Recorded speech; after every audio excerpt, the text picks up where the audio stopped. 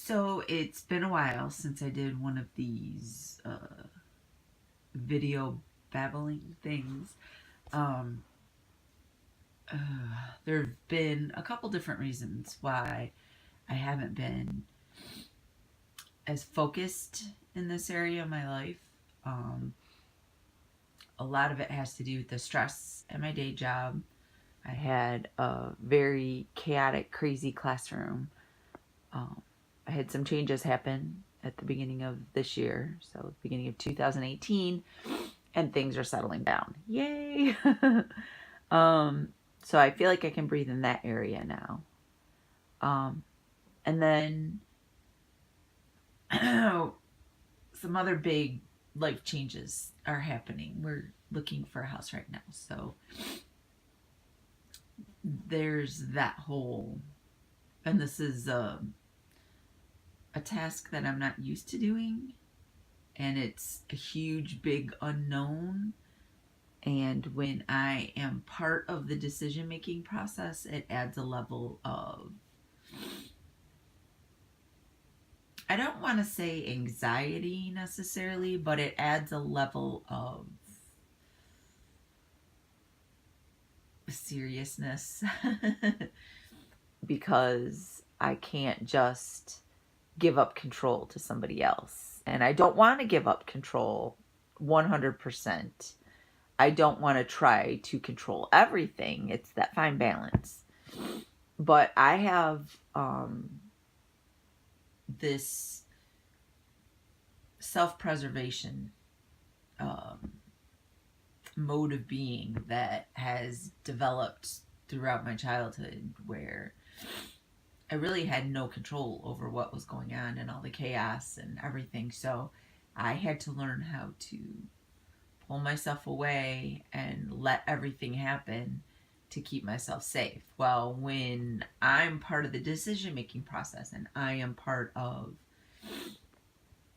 the contributor to the chaos, it changes that a little bit. So I have to grapple with that and settle with that and understand that and be present with that. So that's where I've been.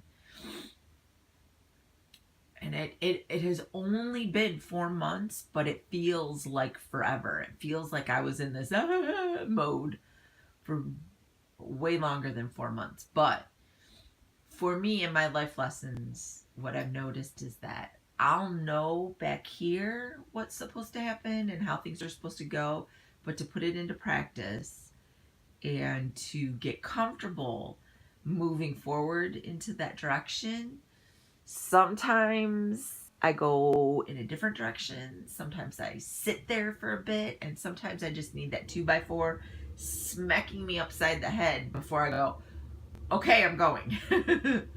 So, and that's kind of what happened a little bit. Not literally, but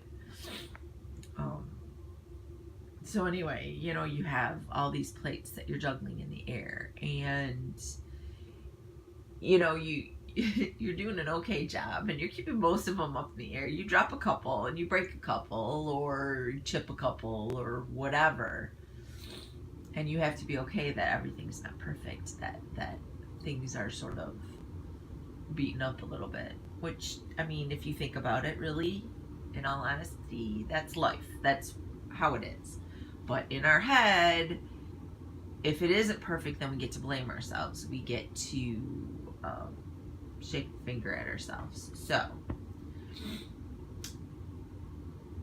I can feel myself coming down off the summit of chaos in my brain, mainly. I mean, and I think that's why I'm talking right now, is because I had this little nugget of understanding that it's not about not having chaos. And you read the memes, you understand, but to integrate it, it's not about not having chaos. It's about being present and grounded and centered while everything is chaotic around you, and not in a disassociated, not participating way, which I think that's what I used to do as a child, is I would pull myself away, and I don't want to say disassociated, but I would go into my cave, which, I don't know, it's a fine line in whether that's disassociation truly or not. I was still there. I was still aware of what was going on. I was still me. So it's not like I kind of split with real huge trauma that sometimes happens, because the reality of what you're in the middle of is so big and so strong. Your brain has to disassociate in order to protect yourself. But I think we do many versions of that when we're in a sensory chaotic environment, and it's like the baby that falls asleep when it's super loud, because the brain has to shut down in order to filter out most of the chaos, the sensory information coming in. So anyway, kind of lost track of where I was going with all this, but I feel like I'm coming back now. I think that's the point, that I'm coming back now. So I will be able to do more content. I'll be able to pop on here more often, and because I can process now again. I'm not in preservation mode where my sensory system was so overloaded for those 4 months, and it was the double whammy, because not only was my sensory system just in my day-to-day life, especially in my classroom, was getting bombarded, but then there was the added responsibility on top that I am one of the ones responsible for leveling out the activation in my room.